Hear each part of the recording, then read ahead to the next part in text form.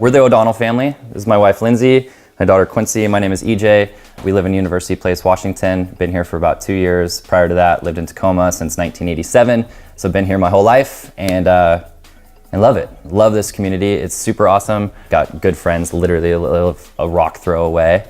And so super happy to be in this neighborhood. My professional career, I'm the vice president at diecutstickers.com, which is an online sticker company.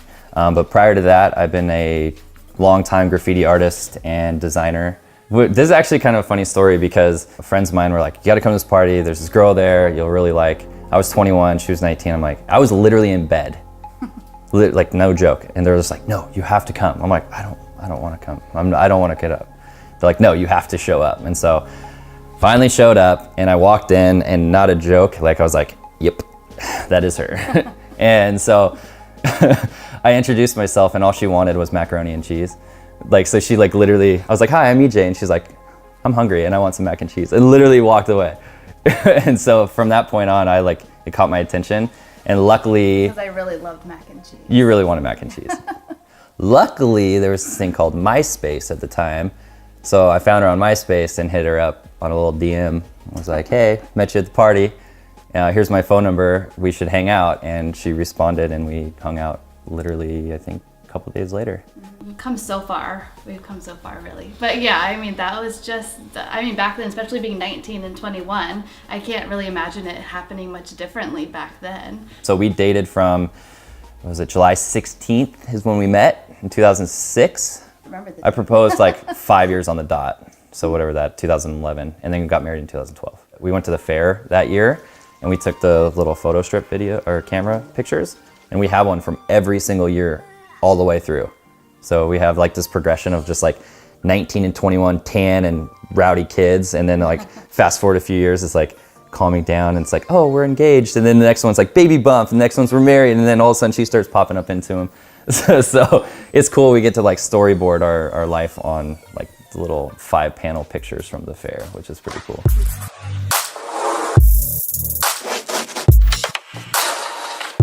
My friend Travis, he literally, his uncle was Cheese, who painted the first graffiti piece in the underworld. So if anybody knows what the underworld is, like he deemed it the underworld because he painted the first piece down there. Him and I have known each other since kindergarten, 6th grade. He's like, showed me a sketchbook of like graffiti and I was like, I want to do that. And so that's literally what it took, is my friend just opening up a book and saying, like, this is what I do. Do you want to do it too? And I was like, yeah, that looks sweet.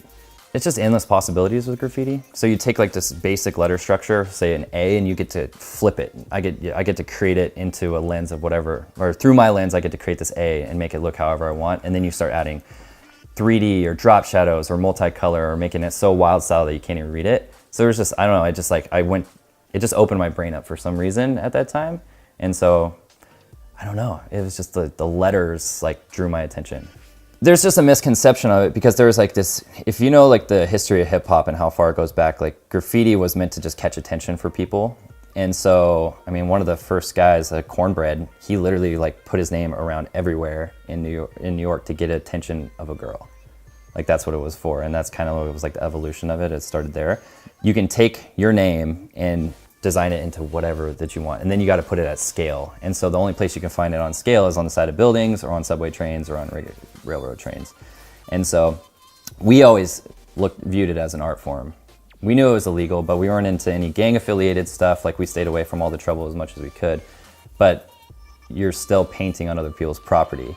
And so I understood that that was wrong, but we still wanted to do it. We just wanted to write our name on everything because it was like super fun. Well, I started doing my sign business about 6 months after Quincy was born. I just needed, some kind of creative outlet. When you become a mom, you get so engulfed in trying to be a mom that you kind of the same situation that Ejay talked about. You you forget about yourself. And so I just started kind of doing it for fun for myself. And then people were like, oh, I'll buy that from you. And I was like, oh, okay. And so I just kind of kept doing it here and there. And so I've been doing it for about 3 years now. And I primarily just sell on Facebook, Instagram, just via social media. But it's great. It's a great way for me just to relax and to have, my own downtime to do, what I need to do during the day. And for myself to be creative too. I've realized that's a really important balancing role for me, is to have something to do creatively. So I never would have thought that starting to do this, like, when I was older would be something I enjoyed so much, but I do. I love getting out and getting dirty and cutting wood and staining and painting. And it's been inspiring to having someone as a spouse who's so creative. It helps me to, be creative in my own way as well. So he helps me a lot. Daniel Diederich started Die Cut Stickers back in 2002. When he was just leaving a different company, he acquired this website and got a plotter and did all things. So he was creating stickers a few years prior to me even meeting him. And so then when I came in just to help, I got really excited about it because it was designing, which was really fun, but I think it was just the environment of being there, hanging out with him in the office, and we were making stickers, listening to music. It just became fun. So the more that we put into it, the more kind of business kept rolling in. My dad was one of the hardest working people I knew, and still is to this day. Just won Employee of the Year for the Tacoma Police Department Animal Control because he just works super hard and does a really good job. My mom's just the most sincere, like nice, happy, positive person. And so I think I kind of became like this blend of them. And they always told me like, it's okay to ask for help. And if someone offers to help, like it's okay. Just make sure to like remember that and pay it forward however you can. And so that when someone offered to help me, it's like, I would never forget that because they helped me get to that next level. So like Travis was that first person because he showed me graffiti. Jason was the next person because he taught me how to, be an early leader of like teaching kids on how to do things and be a role model. Daniel for the opportunity to actually help build a business with him. Obviously my wife and child are like so inspiring to me to where it's like, I have to be my best self in order to take care of them too. So it's like, and if I can help share like what I've learned from all these people along the way, then I feel like if I made an impact on somebody, like that's super important. So that's what it's about. That's your legacy, is like how you treat people and what you give. It's like that's what creates such a strong community, is always willing to give without receiving anything in return. And that's what's most important. So all these people along the way that I've met that helped me never expected anything in return from me, even though I'll always try to repay them in some capacity, but I wouldn't be here today if it wasn't for them. I think people start off thinking that they want to change the world. And it's like that's a huge task to do. I think people need to change their mindset and to like focus on their community first, helping their neighbors. Well, actually, first off, start in their home. Like try to create a good space for your home, and then you can expand out to your neighbors, and then a little bit out into your community. And then you can like it's the ripple effect, It's like you don't need to go so big so quick because it's really hard to make an impact that way. So start with small things, like just start small, open the door for somebody. Like that's also giving back too, just being a good, one thing you can, I've always been a firm believer is one thing you can control. You can't necessarily control your circumstances, but you can control your attitude. And by having a positive attitude, you're making influence on that person's life. You don't necessarily have to give a tangible thing, but you can give a smile. And that's a simple first step on being able to give back to the community. And also being a good neighbor. Go and saying hi. Who are your neighbors?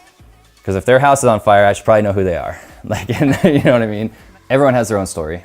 I don't know where you grew up, or what journey you did to get to this point. And so I just have a very open mind and perspective of like, I have no clue who they are. I just know who they are right now.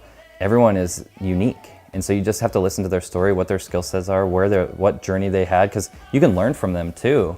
And so if you soak that up, it gives you that little bit more perspective, so that next conversation you have a little bit more knowledge that maybe you can share with that person. You just have to stop and listen.